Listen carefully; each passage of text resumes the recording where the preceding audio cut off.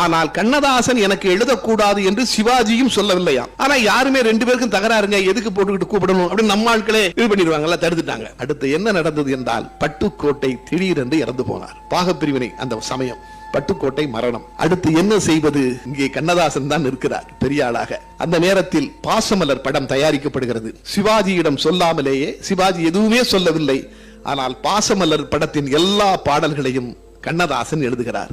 பாடல் பதிவாகி சிவாஜியிடம் போகிறது, வீட்டிற்கு போகிறது. சிவாஜி பாசமலர் பாடலை முதலாக கேட்கிறார். அப்பொழுதும் அவரும் கண்ணதாசனும் சந்தித்துக் கொள்ளவில்லை, பேசிக் கொள்ளவில்லை. பாடலை கேட்க கேட்க அந்த மலர்ந்து மலராத பாதி மலர் போல பாடலை கேட்க கேட்க அப்படியே சிவாஜியினுடைய கண்களில் இருந்து கண்ணீர் வழிந்ததாம். உடனே சொன்னாராம், அவனுக்கு போன போடுங்கயா கண்ணதாசனுக்கு. அதுவரையிலும் பேசாம இருந்தவர்கள் பாசமலர் பாட்டை கேட்ட உடனே போன போடுங்க. போனுக்கு போட்டுட்டு, நான் உன்னை உடனே பார்க்கணுமே